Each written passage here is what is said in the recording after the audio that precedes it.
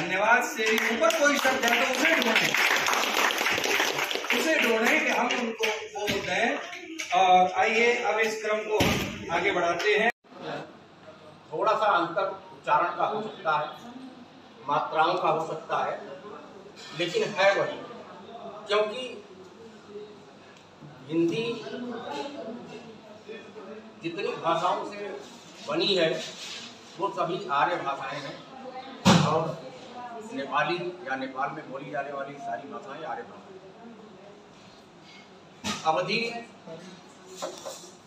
हिंदी भाषा में, या एक मोटे तौर पर कह लीजिए कि संस्कृत के बाद अगर कोई महाग्रंथ बना तो वो अवधि में ही रामचरितमानस बना।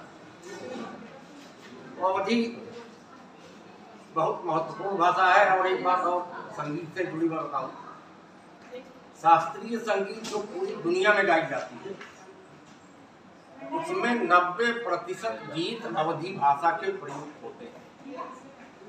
वो चाहे किसी भी प्रांत में गाई जाए, दुनिया के किसी हिस्से में गाई जाए, अगर शास्त्रीय संगीत गाएंगे तो 90% गीत अवधी के ही। तो अवधी बड़ी समृद्ध भाषा है। बीच में एक लहर चली थी हमारे यहाँ भोजपुरी, और भोजपुरी बताने वालों ने अवधी को भी भोजपुरी बता दिया। हाँ, फिल्में बना डाली, और दुर्भाग्य हमारा रहा कि अवधी भाषा में फिल्में नहीं बनी, तो प्रचार नहीं मिल पाया। दूसरी चीज, जो भारत का साहित्य है हिंदी का, उसमें हिमालय को भारत का मुकुट कहा जाता है। और हिमालय कहाँ है? नेपाल में। भारत का मुकुट है नेपाल। और हमारे जो संबंध हैं, हमारी जो संस्कृति है वो एक ही है। हम नेपाल में होते हैं तो लगता है कि हम अपने घर में हैं, नेपाल के लोग भारत में होते हैं तो लगता है कि अपने ही घर में हैं। तो कहा जाता है रोटी बेटी का संबंध वो सदियों से चला आ रहा है और आगे भी चलता रहे, इसके लिए आनंद जी ने पहल की। मैं आपको बताऊं, जो राजनीतिक परिदृश्य नेपाल का दिखाई पड़ता है उसमें यह जो आनंद जी ने कार्य किया है वह उस राजनीतिक परिदृश्य को बदलने का और यहाँ नेपाल के लोगों की सोच को बदलने का कार्य है। और यह एक बहुत बड़ी मुहिम है, बहुत बड़ा आंदोलन है, बहुत महत्व है इसका। इसको मैं चाहता हूँ कि अगली बार जब आनंद जी करें तो एक कमेटी बना लें। और क्योंकि मेरा तो 30 वर्षों का मेरा अनुभव है कार्यक्रमों को करने का, कार्यक्रमों को की अध्यक्षता करने का, कार्यक्रमों का उद्घाटन करने का। तो मैं ये चाहूँगा कि हमारे बीच से ऐसे लोग जो इस तरह के कार्यक्रमों का आयोजन करते रहे हैं, आनंद जी उनको अपनी टीम में शामिल करें। और अगली बार जब भी कार्यक्रम करते हैं, हम लोग पहले से अगर चाहेंगे सेवा हमारी तो हम पहले से आ जाएंगे।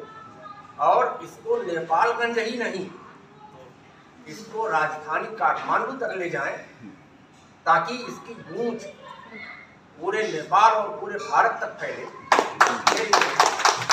धन्यवाद।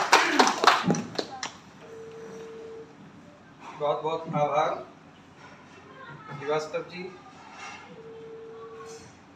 आपने एक सच्चे पथ प्रदर्शक के तौर पर जो रास्ता दिखाया है वो हम सबके लिए बहुत ही एक महत्वपूर्ण है, और इस पर विचार किया जाएगा संस्था में। और आगे की रणनीति जब भी इसमें होगी तब जो आपने बताया है वो सब चीज़ें तैयार की जाएंगी। आइए इसी क्रम में हम सहरसा बिहार से पधारे हुए अपने विशिष्ट अतिथि शशिकांत शशि जी से अनुरोध करते हैं कि वो भी हमें अपना मार्गदर्शन प्रदान करें। शशिकांत शशि। धन्यवाद आदरणीय मंचासीन सभी अधिकारियों का, सामने बैठे सभी दर्शकों का, हमारे मित्रों का मैं स्वागत करता हूं, अभिनंदन करता हूं। सबसे पहले मैं बताऊं कि हिंदी भाषा जिसको लेकर आज हम बैठे हैं, कल से आज तक कई अलग अलग रूपों में मैंने इसको देखा है। कवि सम्मेलन के तौर पे, भाषा की संगोष्ठी के तौर पे, और इसके पीछे जो एक मुख्य सूत्रधार हैं श्री आनंद गिरि जी, उनकी यह सोच अपने उद्देश्य तक जाए, मेरी अनेकानेक शुभकामनाएं हैं इनको। मैं कहना चाहूँगा कि आज हम जिस धरती पर खड़े हैं, यह एक सिद्धार्थ की धरती थी, गौतम बुद्ध की धरती थी, और वह गौतम बुद्ध इस धरती से निकलकर पूरी दुनिया में जाता है, अपने ज्ञान का विस्तार करता है। हम पुनः उसी धरती पर खड़े हैं, ऐसे ही कुछ मन की भावनाओं को लेकर, ऐसे उद्देश्यों को लेकर कि वह भाषा, वह ज्ञान, हम एक दूसरे देशों को जोड़ने का प्रयास करें, और उसके लिए हमने हिंदी को चुना है। ये बहुत बड़ी बात है, हमारे लिए सौभाग्य की बात है। हम एक दूसरे के लिए व्यापार में, शिक्षा में, धर्म में, संस्कृति में सहायक बने। यह बहुत बड़ी बात होगी कि हम हिंदी के माध्यम से एक दूसरे से जुड़ने का, एक दूसरे को बहुत आंतरिक तौर पे समझने का और एक साथ चलने का प्रयास करेंगे। मैं इस चीज़ के लिए आज और कल के आयोजन के मुख्य सूत्रधार श्री आनंद जी को बहुत बहुत साधुवाद देता हूँ। और मेरा कहना एक और है कि ना सिर्फ एकाध आयोजन कर लेना ही काफ़ी होगा, इस तरह के आयोजन नेपाल के कोने कोने में तो करें ही करें, हम भारत के हिस्सों में भी जाएं। श्री आनंद जी ने इसके लिए अच्छी पहल की है, ब्रांड एम्बेसडर की नियुक्ति की है। यह सिर्फ एक पद नहीं है, यह एक जिम्मेदारी है कि आनंद जी की जो सोच है, गौतम बुद्ध ने जो ज्ञान का एक बीज पूरी दुनिया में फैलाया, मैं अपने स्तर से सोचता हूँ कि एक ऐसा ही बीज, ऐसे ही ज्ञान को, ऐसे ही मैत्री भाव को पूरी दुनिया में फैलाने का प्रयास करेगा।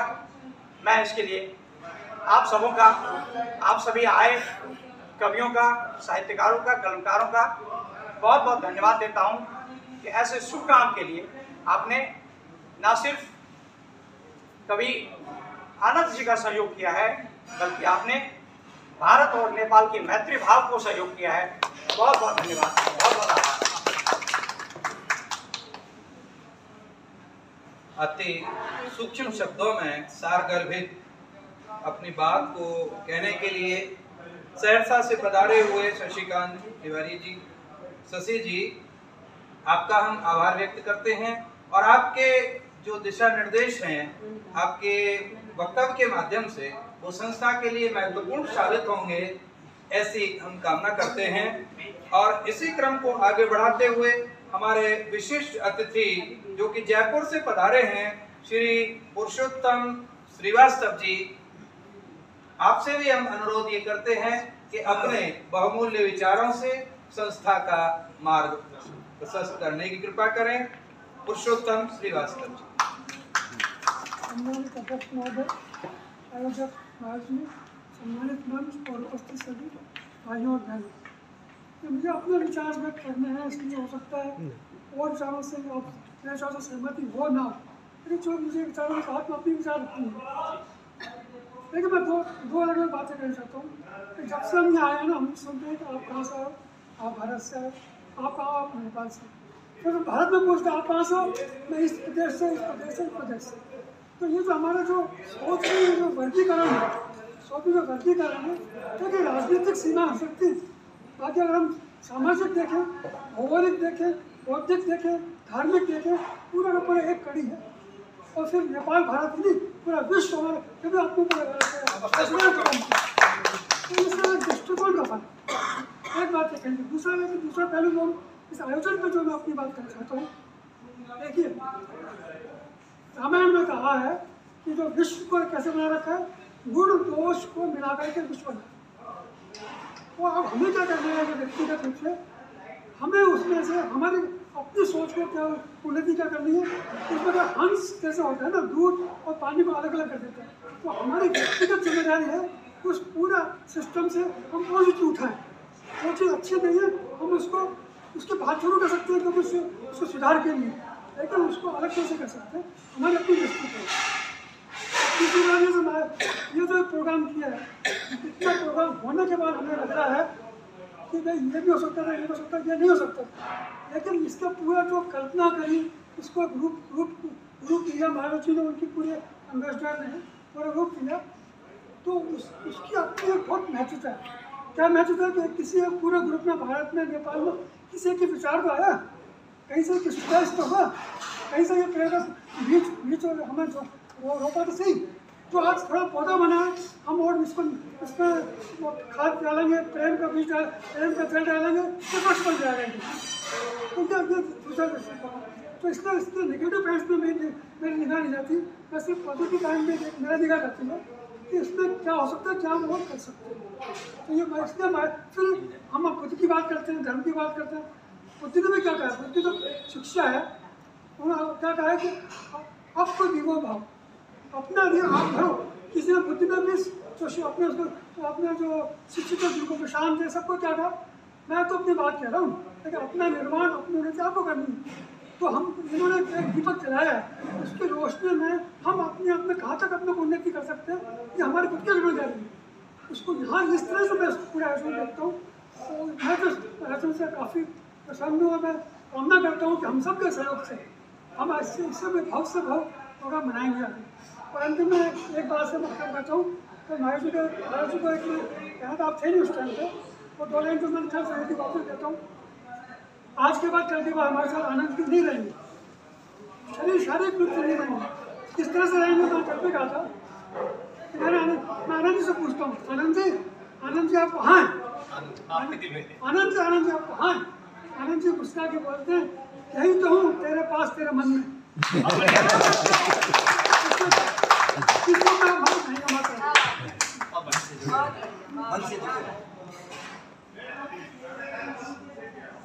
अति सरसपूर्ण शब्दों में बहुत ही महत्वपूर्ण बात कह देना, कोई सीखे तो राजस्थान की धरती से सीखे।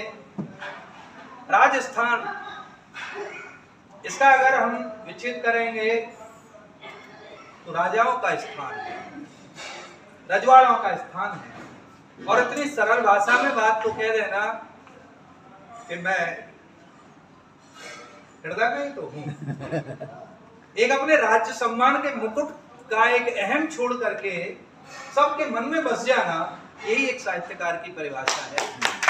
और वो परिभाषा आज आपने पूर्ण की है। एक बात उत्तर प्रदेश की तरफ से, जहाँ के लीला पुरुषोत्तम भगवान श्री कृष्ण का जन्म हुआ, उन्होंने भी एक शिक्षा दी कि बालमंदी तैयार करना पड़ेगा हमें अपना। हम अपने राजसी मुकुट के अहम को छोड़ करके, मैं एक बहुत महत्वपूर्ण बात कह रहा हूं, शब्दों के माध्यम से आप लोग समझेंगे कि राजसी मुकुट को, अहम को छोड़ करके बालपन भी हमें तैयार करना होगा। हम बहुत बड़े साहित्यकार हैं, हमको पद्मश्री मिली है, हमको भारत रत्न मिला है, हमारी रचनाओं के काफिया अच्छे हैं, हमारा जो है रतीफ अच्छा है, ये अच्छा है, तुम्हारा कुछ भी अच्छा नहीं है। ये भावना त्यागनी होगी सबसे पहले तो।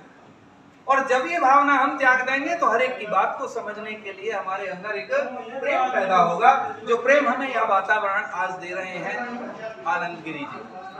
और एक बच्चे की भावना से एक कार्य और हमारा पैदा होता है कि जिस तरह एक छोटा बच्चा माँ का दिया हुआ 1 रुपए का सिक्का गुल्लक में डालता है, हम सब भी क्यों ना बालमन शुरू कर दें। अपने तमाम खर्चों में से जो भी हमारा मन होता है एक गुल्लक में डालना शुरू कर दें, तो जब आनंद जी का निमंत्रण आएगा सहयोग भावना का, तो हमारे ऊपर वजन नहीं पड़ेगा, गुल्लक फोड़ो सहयोग सामने, हमारे ऊपर भार भी नहीं पड़ा बिल्कुल। और योजनाओं में हम एक दूसरे को सहयोग करेंगे तो हमारा साहित्य कर्मन साहित्यकार का जो मन है वो पल्लवित होकर के वटवृक्ष बन जाएगा। क्योंकि आज आनंद जी यहाँ पर एक आप लोगों की दृष्टि में भले चाहे नवांकुर हो, लेकिन मेरी दृष्टि में उस पिता की तरह हैं जो उंगली पकड़ के बच्चे को ले जा रहा है कि देखो नेपाल देखो, नेपाल देखो, नेपाल के अंदर ये सम्मान समारोह देखो। वरना हम अपने अपने घरों में टीवी के मोबाइल की दुनिया में मस्त होते और यहाँ उपस्थित नहीं होते। तो उंगली पकड़ने वाले हम उस पिता स्वरूप अपने हम को त्याग दें कि हम बड़े हैं, ये उम्र में छोटे नहीं। उस भावना को लाइए कि ये हमारे पिता स्वरूप उंगली पकड़ के हमें नेपाल में लाए हैं और ये काम सभी जो है आगे चलाएं, इनको प्रोत्साहन दें। इन्हीं भावनाओं के साथ में मैं राम बहादुर मिश्रा जी जो लखनऊ से पधारे हैं प्रमुख अतिथि के रूप में यहाँ, उनसे अनुरोध करूंगा कि वो कृपया अपने जो सार गर्भित निर्देश हैं, दिशा निर्देश हैं, उनसे हमें लाभान्वित करने की कृपा करें। डॉक्टर राम बहादुर मिश्रा। बोल चुका हूँ, लेकिन मैं एक सूचना देना चाहता हूँ कि भारत नेपाल अवधि सर ने भी बड़ी क्या नाम सपना बदल जी भैया दिनेश जी ने बहुत महत्वपूर्ण बात कही कि जितने भारतीय संगीत की गायन नेटवर्क अवधि से आई और अगर हिंदी से आप अवधि को निकाल दोगे तो एकांगी सा हो जाएगा। तो मैं उसी भूमि से आ रहा हूँ और मैं उसी क्षेत्र में 45 साल से काम कर रहा हूँ। हम लोगों ने अभी कपिल वर्ष में 2015 में एक संस्था गठित की, भारत नेपाल अवधि परिषद, लेकिन वो संस्था कार्यरूप पड़ नहीं पाई। अभी 2 महीने पहले उस संस्था का पुनर्गठन हुआ। देखिए सचिव बैठे हुए हैं प्रिंस आर्मी, और बहुत जल्दी हम भारत और नेपाल में तो आयोजन करने जा रहे हैं और आप सभी को आमंत्रित कर रहे हैं। उस संस्था में आपको आना है, आपके भोजन आवास की व्यवस्था हमारी करनी है, आपको किसी तरह की पंजीकरण शुल्क नहीं लिया जाएगा। एक आयोजन यहाँ नेपाल में होगा, हम सोच रहे हैं काठमांडू में, और दूसरा आयोजन भारत की धरती लखनऊ में, और ये 2 दिवसीय आयोजन होगा। तो इसकी अभी इसमें सूचना दे रहा हूँ। और दूसरा ये मैंने अभी जो बात कही कि इस समय भारत और नेपाल के संबंधों को सुधारने की बहुत जरूरी है। इस दिशा में राजनयिक प्रयास हो रहे हैं, लेकिन बहुत जरूरी है कि साहित्यिक और सांस्कृतिक प्रयास हो। आप देख रहे हैं कभी आप नेपाल आते हैं आपको नहीं लगता कहीं हम अलग से आए हैं। भाई साहब हम कह रहे थे कि यहाँ हम भौगोलिक दुनिया, मैं इसमें थोड़ा हस्तक्षेप करना चाहता हूँ कि हमारी जिज्ञासा होती है कि जागरण की कहाँ से आए हैं, आप कहाँ से आए हैं। अभी संचालक मुझे बड़ा अच्छा संचालन कर, मैं उनका भी परिचय लेना चाहता था, तो बाद में लेंगे। ये तो हमारा आपका आधार प्रदान हो रहा है, लेकिन ये बात सही है। हमारे जितने वक्ता हैं उन्होंने सबसे बड़ी एक पॉजिटिव बात कही है, यही होनी चाहिए कि मायावी जी को सबने प्रोत्साहन दिया और मायावी जी के लिए संचालक के लिए कहा कि चाहे गुल्लक बना के आगे चल के आपका शुरू करेंगे। तो मैं फिर से एक बार, ये अक्टूबर के बाद हमारा कार्यक्रम होना है, एक नेपाल में होगा और एक भारत में होगा।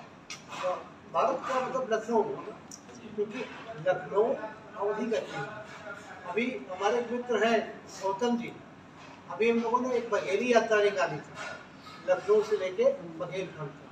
तो बघेली छत्तीसगढ़ ही अभी जिसका आप प्रदर्शन हो रहा था। देखिए जब ये महाजनपद काल था तो अवध के 2 काल, ये लखनऊ नेपाल का क्षेत्र और दूसरा दक्षिण कोसल जहाँ माँ कौशल्या जहाँ से, तो बघेली और छत्तीसगढ़ ये दोनों ही अवधि को बोलते हैं। तो और तो बहुत व्यापक क्षेत्र है। मैंने कहा था ना कि अगर आप भारत से बाहर जाओगे तो 2 चीज़ें आपको मिलेंगी, एक तो राम कथा, दूसरा बौद्ध। तो हम विस्तृत क्षेत्र में ये चाहते हैं कि आयोजन हो, लेकिन ये जो मेरा आयोजन होने जा रहा है और भारतीय संस्थान का और यहाँ के लखनऊ यहाँ नेपाल संस्थान, इसमें आप लोग आए और मायावी जी को निर्देश है, ये सबको वहाँ होता है। बहुत बहुत आदरणीय आभार। आगामी कार्यक्रमों की सूचना के लिए भी अत्यंत आभार।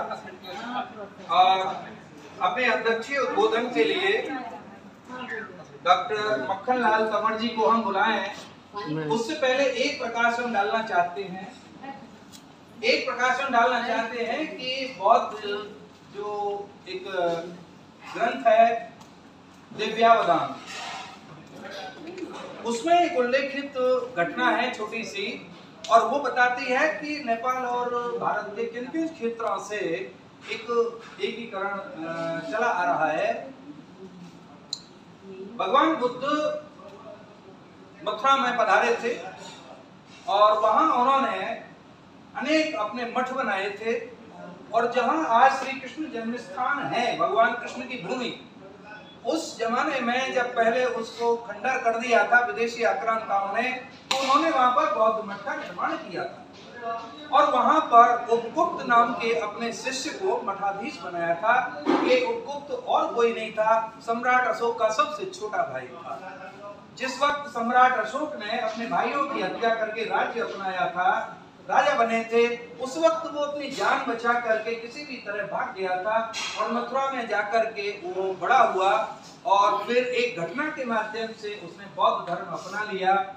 तो ये संबंध हमारे बहुत पुराने हैं नेपाल से, आज से नहीं है, लेकिन उन संबंधों को प्रगाढ़ता इस समय भी देनी चाहिए, क्योंकि नई पीढ़ी को ये सब पता नहीं है। जब एक दूसरे का हमारा जो साहित्यिक पर्यटन है वो एक दूसरे को बढ़ावा देगा, तो इन चीजों को भी हम बढ़ावा दें।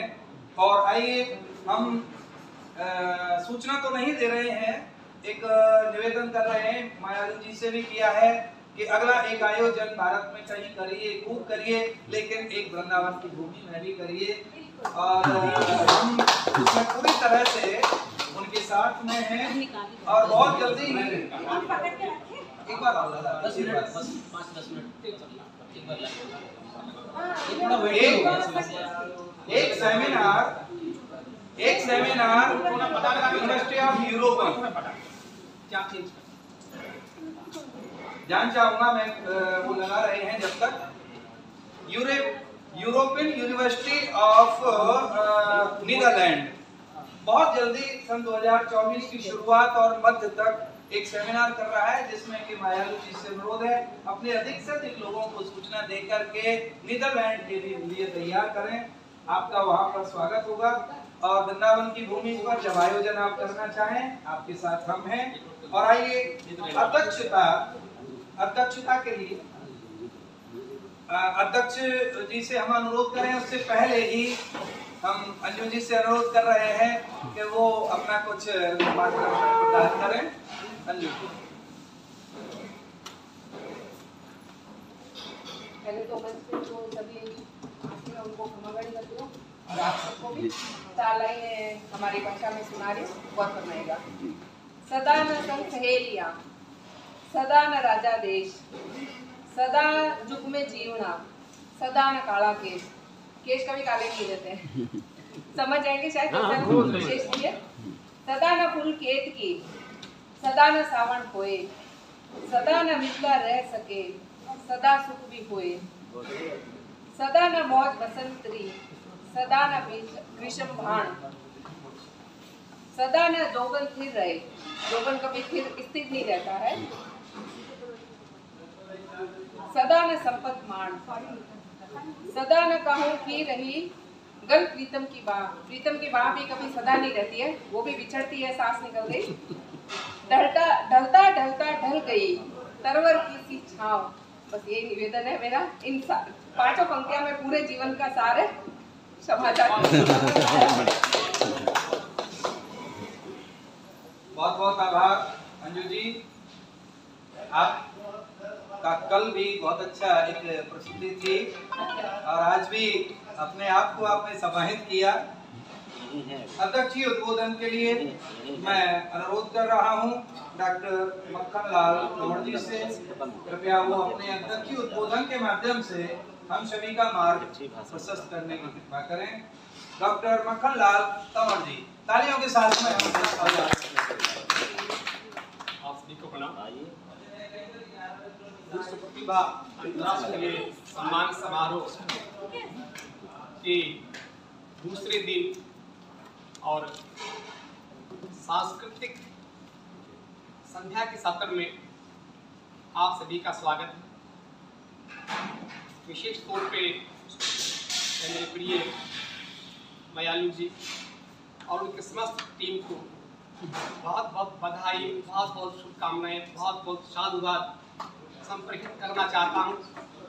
और विशेषकर मेरी इन 3 बेटियों को, गंगा, पूजा और तीसरी बेटी और गौरी को मैं बहुत बहुत साधुवाद देना चाहूँगा कि जो कल से मैं देख रहा हूँ बिल्कुल जैसे चींटी एक दाना इकट्ठा करती है, ठीक इसी प्रकार से पूरे कार्यक्रम का संयोजन कर रही है, पूरे कार्यक्रम को एक बॉन्डिंग कर रही है, एक बहुत अच्छी बात है।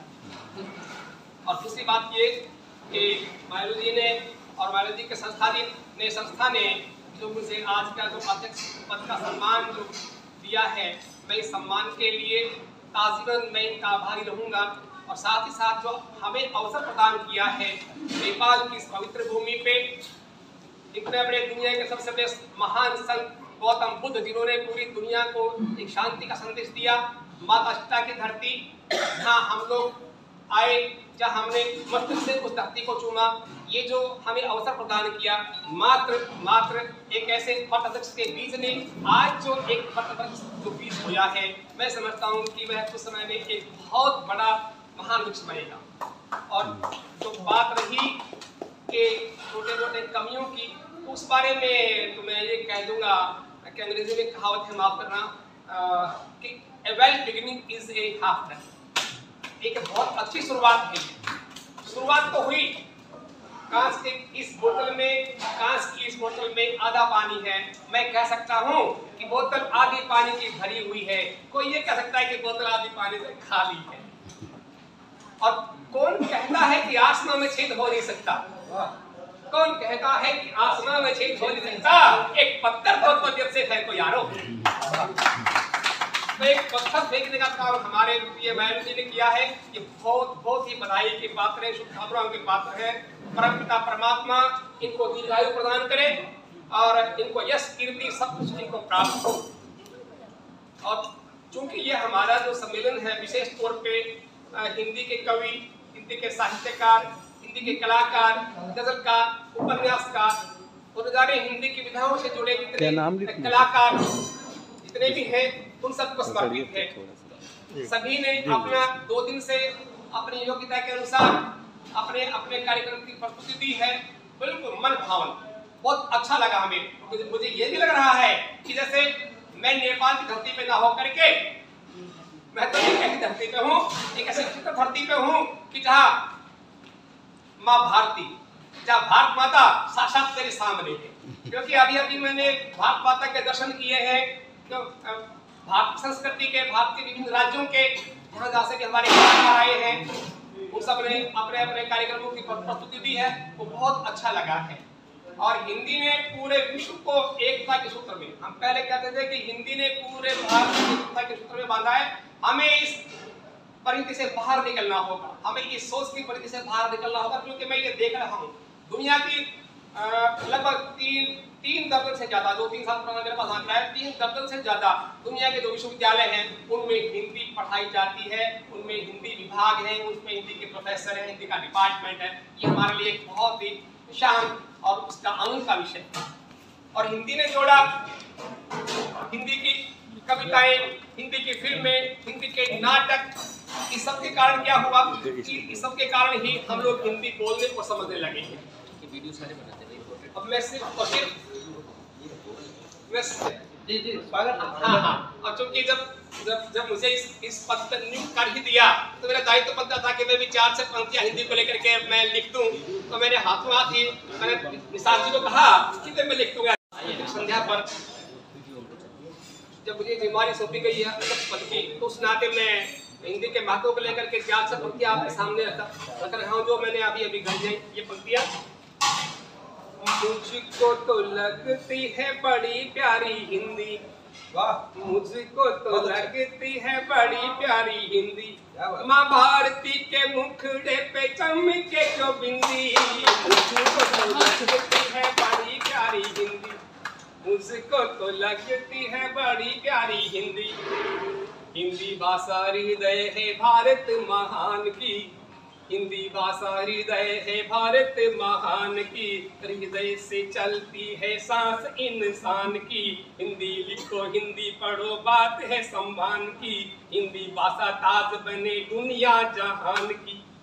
दुनिया में महारानी मानी गई हिंदी, दुनिया में महारानी मानी गई हिंदी, मुझको तो लगती है बड़ी प्यारी हिंदी, लगती है बड़ी प्यारी हिंदी। और अंत में इस कार्यक्रम को सफल बनाने का जो दायित्व, भाई साहब जरा एक बार खड़े हो, श्रीमान यदुवर सिंह जी ने तो जितना एक सफल संचालन किया है हाथ श्रेणी का, क्योंकि किसी भी कार्यक्रम का संचालन करने वाला जितना बढ़िया होता है, जितनी उसकी अच्छी प्रस्तुति होती है, वह कार्यक्रम उतनी ऊंचाइयों को प्रदान करता है।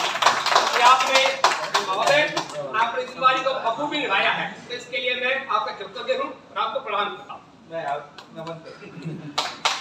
जय हिंद, जय नेपाल, जय हिंदी।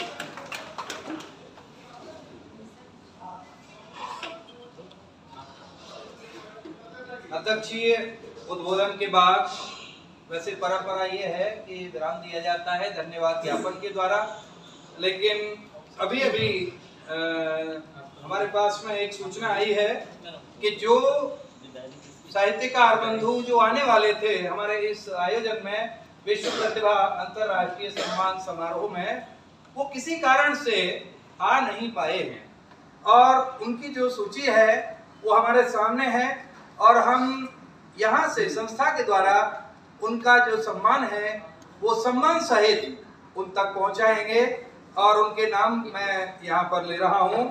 इसका वीडियो बनाया जाएगा, उन्होंने वीडियो मांगा है, यहाँ सब लोगों का तो एक प्रूफ होगा, लेकिन उनके लिए तो यहाँ पे वीडियो बना लो, एक बहुत इम्पोर्टेंट नाम ड्राइव बना कर, ड्राइव के लिए पहला ड्राइव तो वीडियो बनाना है, कोई बात नहीं। मैं पुनः यहाँ पर आज के जो आयोजन है अध्यक्षीय उद्बोधन के बाद में जो कि धन्यवाद ज्ञापन के द्वारा समापन किया जाना है, लेकिन सूचना हमारे पास ये संस्था की ओर से आई हुई है कि जो विद्वान किसी कारण से हमारे इस आयोजन विश्व प्रतिभा अंतर्राष्ट्रीय सम्मान समारोह में नहीं आ पाए हैं, उनका वो सम्मान सहित उन तक पहुंचाया जाना है और जो सूची है उनके नाम मैं यहाँ पर ले रहा हूँ।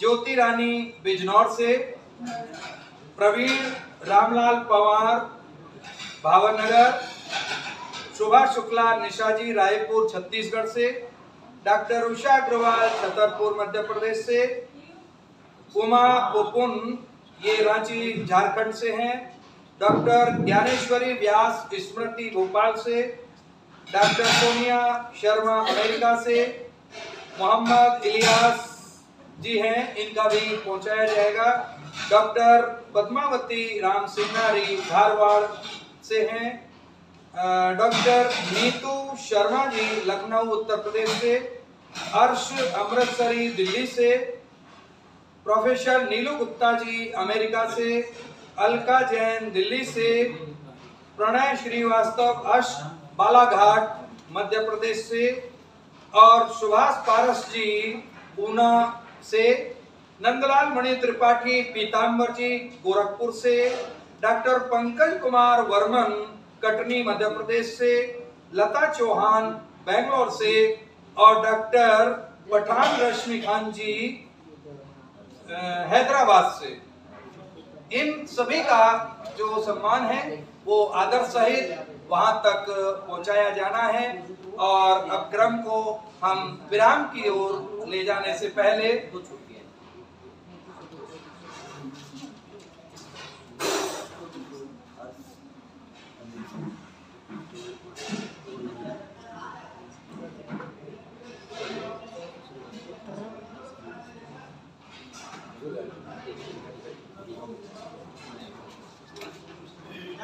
शारीरिक अस्वस्थता के कारण हमारे कुछ जो सम्माननीय व्यक्ति जो आने वाले थे वो भी नहीं आ पाए हैं।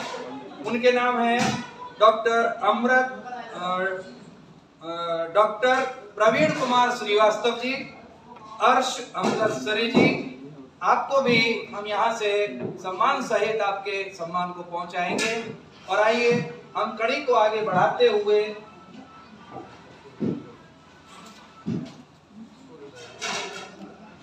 डॉक्टर सूर्य नारायण गौतम दमोह से जो पधारे हैं वो अपने उद्गार व्यक्त करने के लिए आ रहे हैं। मैं सम्मान सहित उन्हें आमंत्रित करता हूं। डॉक्टर सूर्य नारायण गौतम दमोह जी। और सभी श्रोता बंधु, मैं अब कुछ भाषण नहीं कर रहा हूँ, भाषण हो चुका है। केवल एक सूचना और निवेदन है कि मैं एकलव्य विश्वविद्यालय दमोह में प्रोफेसर हूँ संस्कृत विभाग में, और मेरे पास प्रकाशन का, शोध प्रकाशन का विशेष दायित्व है।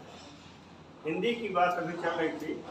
अभी हमारे विश्वविद्यालय में एक पुस्तक का निर्माण हो रहा है, लेखन चल रहा है, जिसका शीर्षक है आधुनिक विज्ञान के जनक वेद।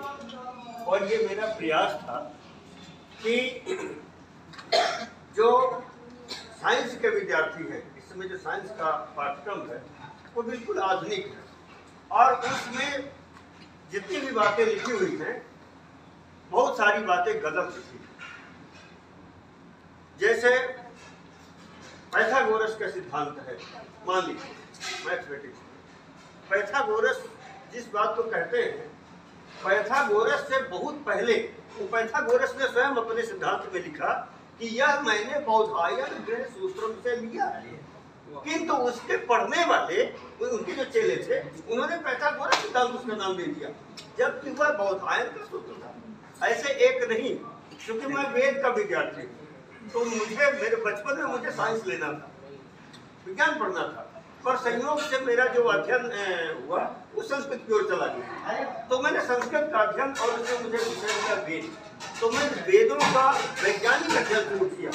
तो जब मैंने वेदों का अध्ययन किया तो मुझे ये समझ में आया कि वेद संस्कृत का ग्रंथ नहीं है, वेद विज्ञान का ग्रंथ है।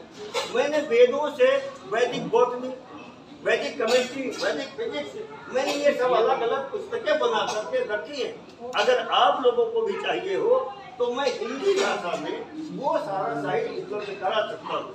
मेरे पास सॉफ्ट कॉपी भी है उसकी, मैं व्हाट्सएप से भी ले सकता हूँ। तो उसमें हमने ये सोचा कि नए वाले साइंटिस्टों को तो वेद का कुछ पूरा पता है नहीं, और जो वेद पढ़े हुए होते हैं वो लिबर्टी में काम नहीं कर सकते, वो आधुनिक साइंस पूरे जानते हैं। तो दोनों के बीच में कैसे सामंजस्य बैठाया जाए। एक वर्ष की, लगभग 1.5-2 वर्ष की कठिन मशक्कत के बाद जो है, ऐसा हमको 10-15 आधुनिक विज्ञानी मिले जो हमारे साथ काम करने में लग गए। तो हम इस तरह से, और वो पूरा जो ज्ञान होगा वो हिंदी भाषा में होगा। हिंदी भाषा के विषय में मैं और एक बात कहना चाहूँगा कि क्योंकि मेरा विषय संस्कृत रहा है, तो मैंने, और संस्कृत में होती है धातुएं, हम जितना भी बोलते लिखते हैं इसके पीछे 4000 धातुएं हैं। 4000 धातुओं से हम शब्द बनाते हैं।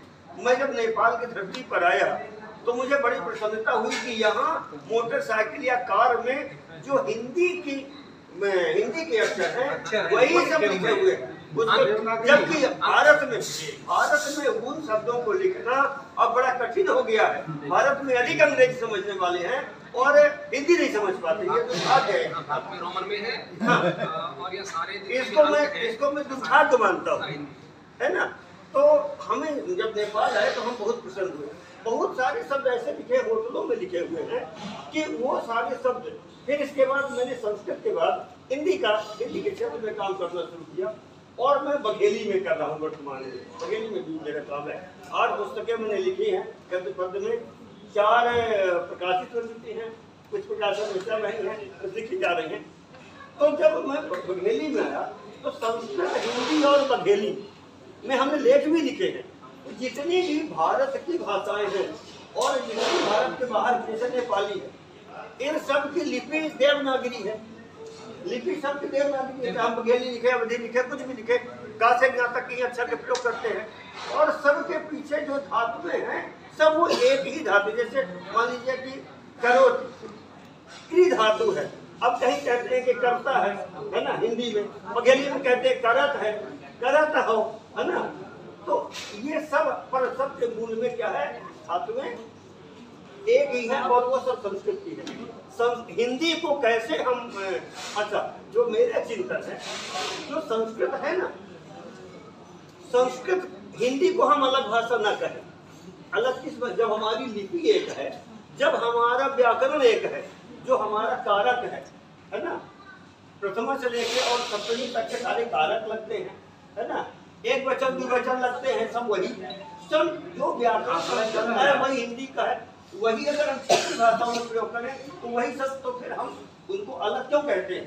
तो ये जो संस्कृत है, उस संस्कृत का जिसे आज हम हिंदी कह रहे हैं, इसको अगर ये कह दें कि एक सरल संस्कृत है, ये संस्कृत का नया रूप है, तो ये गलत नहीं होगा। इसको हम जब स्वीकार कर लेंगे तो संस्कृत के अति निकट हो जाएंगे।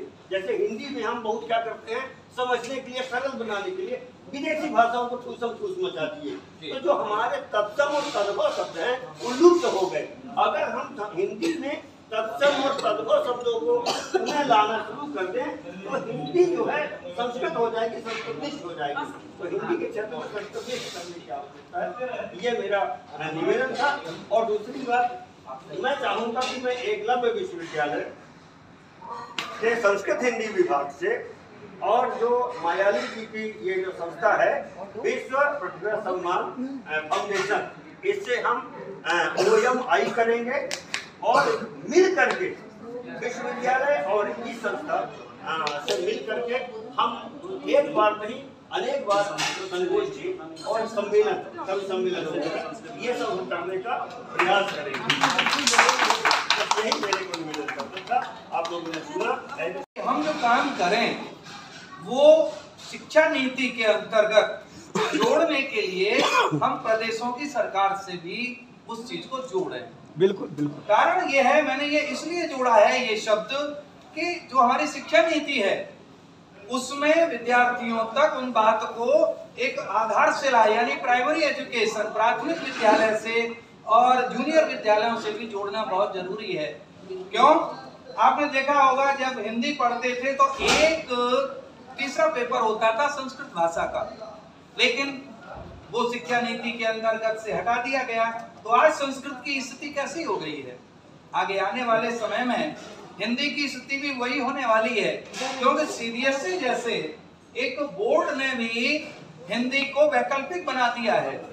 लें या ना लें, तो इस चीज को CBSE पूरे हिंदुस्तान में चलती है और एक साथ उन्होंने निर्णय ले लिया।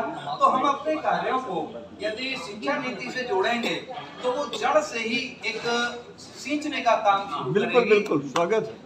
बिल्कुल। और मैं इसी क्रम में अपने निसार जी से अनुरोध करता हूं कि वो हमें शुरू से ही दिशा निर्देश देते आए हैं संस्था को। आज भी उनके दिशा निर्देश की आवश्यकता है। निसार जी जो कि ब्रांड एम्बेसडर हैं राजस्थान से, एक बार जोरदार तालियों के साथ उनका स्वागत कीजिए। इस्तेमाल करता हूँ।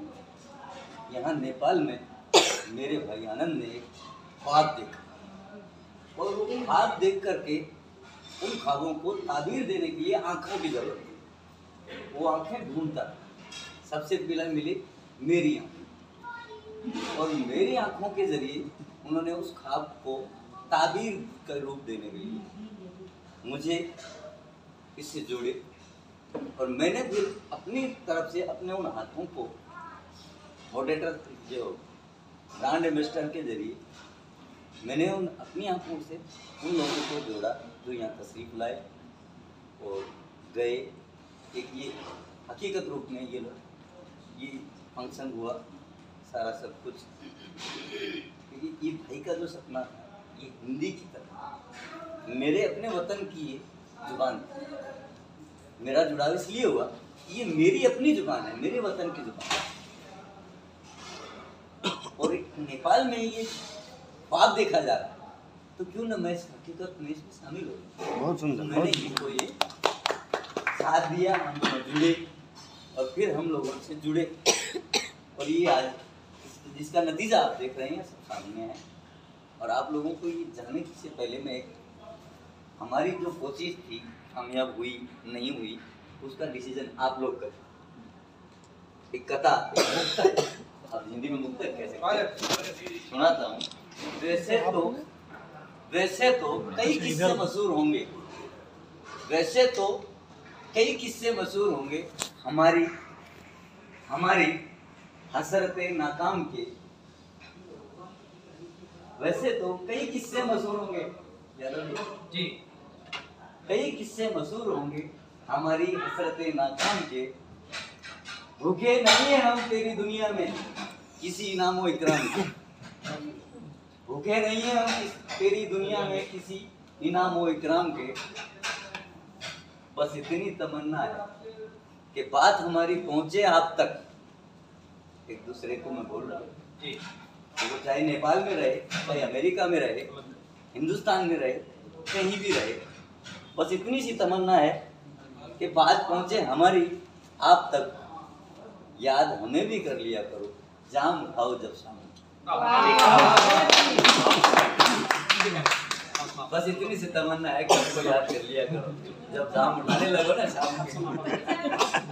तो एक बार याद कर लिया करो। अब कार्यक्रम को फोटो लेना था ना आइए, अब कार्यक्रम को हम समापन की ओर ले चलते हैं। और जो ये संस्था का परिवार है, इसमें जुड़ी हुई एक एक ईंट हमारे इन बच्चों के रूप में यहाँ शामिल है, जो कि रात दिन अपनी एक मेहनत से चल रहे हैं। और इनके जो निर्देशक हैं, जो पूरी संस्था के ही नहीं इस कार्यक्रम की धुरी हैं, आनंद गिरी मयालू जी, मैं उनसे अनुरोध करूंगा कि जैसा कि परंपरा है, धन्यवाद ज्ञापन के साथ में किसी समारोह का समापन किया जाता है। मैं अनुरोध करूंगा कि आप सभी का धन्यवाद ज्ञापन करके आभार प्रकट करें और आगे के जो आपके कुछ इरादे हैं उनसे भी सभी को जो है रूबरू कराएं। और जोरदार तालियों के साथ मैं आनंद गिरी मयालू को जुन छ मोबाइल त्यसमा स्पेस छ भने तपाईँ पनि खिच्ने, तपाईँको त्यो मोबाइलमा स्पेस छ भने तपाईँ पनि खिच्ने, दुईटै भिडियो घुमाएर होइन हुनुपर्छ। त्यही उपेर प्रतिभाओं का प्रोत्साहन, देवनागरी लिपि की संरक्षण, नेपाल की जो राष्ट्रभाषाएं हैं जिसमें हिंदी भी है, उसके प्रचार प्रसार, मित्र राष्ट्र देशों के साथ में साहित्यिक तथा सांस्कृतिक संबंध विस्तार। मित्र राष्ट्रों में नेपाल के साथ भारत, फिजी, मॉरिशस, अन्य जो मित्र राष्ट्र हैं, जो भारत और हमारा कल्चर, हमारी भाषा से मिलते हुए हैं, उसके विकास के लिए हमने 8-10 वर्षों से सपना देखा। कुछ समय पहले हम गए थे आदरणीय डॉक्टर राम बहादुर मिश्र जी के कार्यक्रम में। वो इस कार्यक्रम की प्रेरणा स्रोत है। हम आभार व्यक्त करते हैं, उन्हीं की कार्यक्रम से हमको शिक्षा मिली। क्योंकि जब एक व्यक्ति कहीं कुछ कार्य होता है, देखता है, तो उसी के अनुसार वो कार्य करता है। हमें बड़ी खुशी लगी। उसके बाद आप लोग इतनी दूर दूर से आए, कितना महत्वपूर्ण कार्य था। अभी हम डॉक्टर मक्खन साहब जी से हमारी बातचीत हुई, घर पे शादी थी, इतनी बड़ी जिम्मेवारी थी, किसी कोई अस्वस्थ था, विभिन्न। मेरे कहने का मतलब क्या है, बहुत अधिक समस्याएं होने के बावजूद भी आप सब लोग आए हैं। इसके लिए हम आभार व्यक्त करते हैं अपनी तरफ से, टीम की तरफ से। हमारी टीम जो है वो अभी उभर रही है, निकल रही है, जमीन से अंकुरित हो रही है, अभी परिपक्व नहीं है। सीखने की बहुत ही आवश्यकता है। आप सभी लोगों ने, हमारे अड़चने आई बीच में, सबको मालूम होगा, किसी ने कुछ लिखा, किसी ने कुछ कहा, किसी ने कुछ नहीं कहा। आप लोगों ने हम पे विश्वास किया, हमारे वाक्यों पे विश्वास किया, हम पे विश्वास किया, आप आए, इसका हम आभार व्यक्त करते हैं। आप सभी का तन मन धन से सहयोग रहा। यदि आप सभी का सहयोग नहीं होता तो शायद प्रोग्राम संभव नहीं हो पाता। हमारे इस आयोजन में आदरणीय निसार साहब का भी महत्वपूर्ण योगदान रहा है। शुरू से हम कहीं यदि दूसरे की बातों को सुन करके थोड़ा चिंतित हुए तो हमें प्रोत्साहित किया गया, अन्य लोगों ने भी हमें प्रोत्साहित किया, हमें बड़ी खुशी हुई। हमारा जो ये संबंध है, हम इस प्रोग्राम तक नहीं रखना चाहते। हम चाहते हैं हमारा ये प्रोग्राम तो हुआ एक संस्थागत, लेकिन हमारी एक और भी नाता होता है, पर्सनल नाता, की तरह रहे, आजीवन हमारा संबंध बना रहे। और अभी हमने बताया कि हम भी सीख रहे हैं बहुत सारी कमी कमजोरियां हैं, हम महसूस कर रहे हैं, जिसके लिए मैं क्षमा चाहता हूं अपनी तरफ से, अपनी टीम की तरफ से। कि गलतियां मतलब कि जिस तरह होना चाहिए, अब कहीं खाने में भी हो सकता है, कहीं रहने में भी हो सकता है, कहीं मंच व्यवस्थापन में भी हो सकता है, कहीं बोली में भी हो सकता है, और हमारा जीवन धन्य हो गया। क्योंकि एक व्यक्ति होता है, वो देखते हैं हम, कमाता है, खाता है और जीवन से चला जाता है, लेकिन हम उसी लाइन में थे, लेकिन अब उस लाइन में नहीं है, क्योंकि हमने भारत के मूर्धन्य विद्वानों के दर्शन किए, जिसे हम धन्य हो। बहुत खुश हैं, क्योंकि हम हमारे सामने जो बैठे हुए हैं, आकलन हमने किया, करीब हमारे पास 8000 एप्लीकेशन आए थे, ईमेल के माध्यम से, फेसबुक के माध्यम से। 8000 एप्लीकेशन में से 300 का चयन किया गया। 300 के बाद 100 सेलेक्टेड हुए, जिसमें से आप सभी। बड़ी खुशी हुई कि आप सभी अपने अपने क्षेत्र के हीरा हैं। हम बहुत खुश हैं, हमारी टीम बहुत हैप्पी है, दर्शन करने को मिला।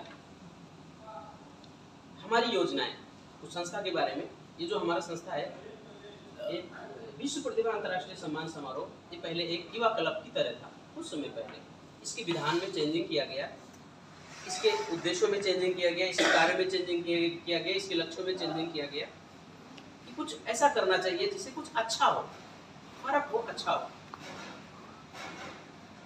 जिसका परिणाम ये है कि आप कार्यक्रम में सहभागी हुए।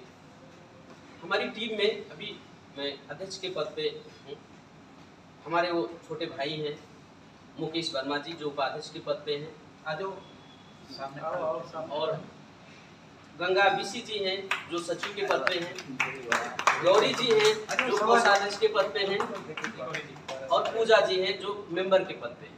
ये हमारी एक छोटी सी टीम है, बहुत मेहनती टीम है, बहुत प्यारी टीम है।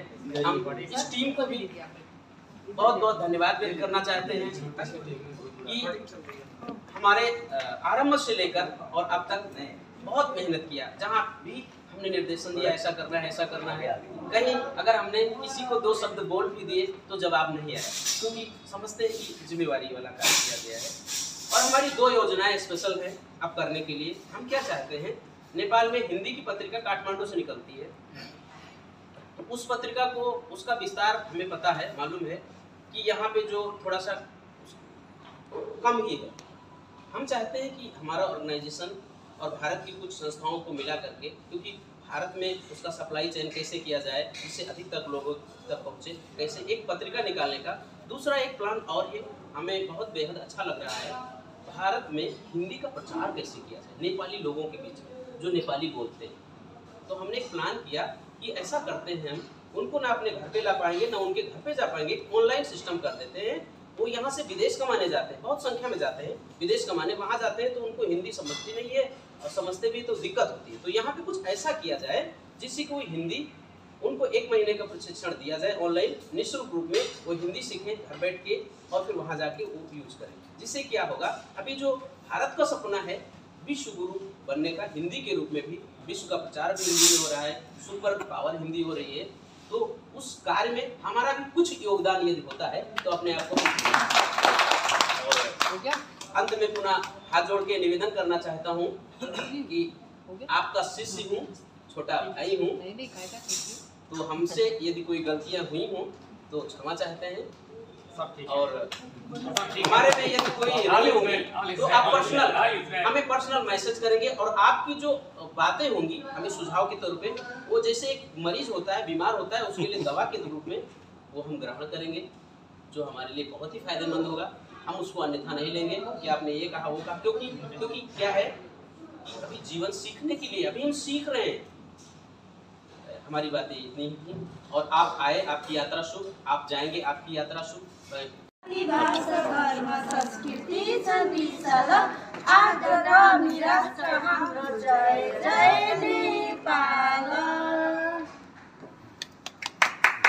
भारत का राष्ट्रगान सावधान की मुद्रा में, ये हाथ ऐसे नहीं, ऐसे रहेगा, ऐसे प्रारंभ।